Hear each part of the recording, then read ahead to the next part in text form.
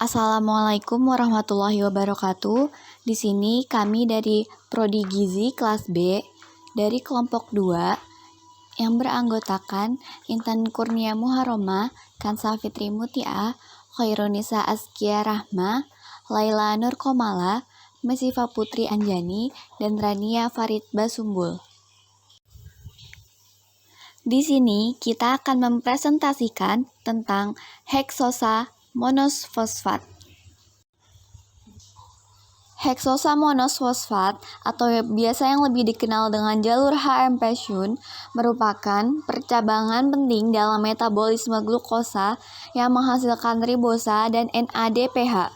Hasil utama metabolisme glukosa melalui jalur ini adalah NADPH atau yang biasa dikenal dengan nikotinamid adenin dinukleotida fosfat reduksi. Proses heksosa monofosfatsan dibagi menjadi dua. Yang pertama fase oksidatif dan yang kedua fase non-oksidatif. Yang pertama fase oksidatif. Lintasan ini dimulai dengan oksidasi dari glukosa 6-fosfat menjadi 6-fosfoglukono delta lakton. Reaksi dini dikatalisis oleh glukosa 6-fosfat dehidrogenase yang memerlukan NADP+ dan Mg+ sebagai kofaktor. Pada reaksi kedua, laktonase membelah cincin lakton menghasilkan turunan teroksidasi dari glukosa 6-fosfoglukonat. Pada fase oksidatif ini, dua molekul NADP+ akan direduksi menjadi NADPH dengan memanfaatkan energi dari konversi glukosa 6-fosfat atau yang biasa disebut HMP shunt menjadi ribolusa 5-fosfat. Fase yang kedua yaitu fase non-oksidatif. Pada fase non-oksidatif, jalur pentosa fosfat ribolusa 6-fosfat diubah menjadi ribosa 5-fosfat dan zat antara jalur glikolitik. Ribosa 5-fosfat menghasilkan gula untuk disintesis nukleotida. Bagian dari jalur ini bersifat reversibel. Oleh karena itu, ribosa 5-fosfat juga dapat dibentuk dari zat antara glikolisis. Salah satu enzim yang berperan dalam interkonversi gula-gula ini yaitu transketolase yang menghasilkan sedoheptulosa 7-fosfat dan gliseraldehid 3-fosfat serta menggunakan tiamin pirofosfat sebagai koenzim. Glukosa 6-fosfat adalah substrat untuk jalur pentosa fosfat dan glikolisis. Selanjutnya, bagian non-oksidatif jalur pentosa terdiri dari serangkaian penyusunan ulang dan reaksi pemindahan yang mengubah ribosa 5-fosfat menjadi ribosa 5-fosfat dan silulosa 5-fosfat lalu menjadi zat antara pada jalur glikolitik.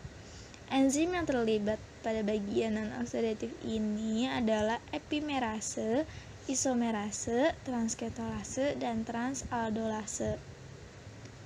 Enzim epimerase dan isomerase mengubah ribosa 5-fosfat menjadi 2 gula 5 karbon lainnya. Isomerase mengubah ribosa 5-fosfat menjadi ribosa 5-fosfat. Epimerase mengubah posisi stereokimia 1 gugus OH mengubah ribosa 5-fosfat menjadi silulosa 5-fosfat. Transketolase memindahkan fragmen gula 2 karbon dan transaldolase memindahkan fragmen 3 karbon ke gula lain. Transketolase mengambil 2 fragmen karbon dari silulosa 5-fosfat dengan memutuskan ikatan karbon-karbon antara gugus keto dan karbon di dekatnya sehingga terjadi pembebasan gliseraldehida 3-fosfat. Dua reaksi dalam jalur pentosa fosfat menggunakan transketolase. Pada reaksi pertama, fragmen keton 2 karbon dari silulosa 5-fosfat dipindahkan ke ribosa 5-fosfat untuk membentuk sedoheptulosa 7-fosfat, dan pada reaksi yang lain, fragmen tersebut dipindahkan ke eritrosa 4-fosfat untuk membentuk fruktosa 6-fosfat. Aktivitas transketolase dalam sel darah merah digunakan untuk mengukur status nutrisi tiamin dan mendiagnosis adanya defisiensi tiamin. Transaldolase memindahkan fragmen keto 3 karbon dari sedoheptulosa 7-fosfat ke gliseraldehida 3-fosfat untuk membentuk eritrosa 4-fosfat dan fruktosa 6-fosfat. Pemutusan aldol terjadi antara 2 karbon yang berdekatan dengan gugus keto. Fragmen 3 karbon yang mengandung gugus keto dipindahkan ke aldehida gugus lain dan bukan dibebaskan. Enzim 6-fosfogluconat dehidrogenase mengontrol HMP-SAN. Enzim ini dapat dihambat oleh NADPH. Reaksi yang dikatalisis enzim ini tidak akan berjalan apabila NADPH tidak dipakai atau dengan kata lain konsentrasinya tidak menurun. Perlu diingat bahwa produksi ribosa 5-fosfat tidak tergantung pada oksidasi glukosa, tapi dapat melewati kebalikan jalur glikolisis. NADPH yang terbentuk berguna dalam sintesis asam lemak, steroid, dan sintesis asam amino. Sintesis asam amino melalui glutamat dehidrogenase. Adanya lipogenesis yang aktif memerlukan NADPH. Hal ini akan merangsang oksidasi glukosa lewat HMP-SAN. Fed state, suatu keadaan di mana seseorang baru saja makan mungkin dapat menginduksi sintesis enzim-enzim glukosa 6-fosfat dehidrogenase dan 6-fosfogluconat dehidrogenase. Pada fase non-oksidatif, jalurnya cukup rumit dan melibatkan banyak proses dan molekul pentosa. Cukup sekian presentasi dari kelompok kami. Kurang lebihnya mohon maaf. Terima kasih. Wassalamualaikum warahmatullahi wabarakatuh.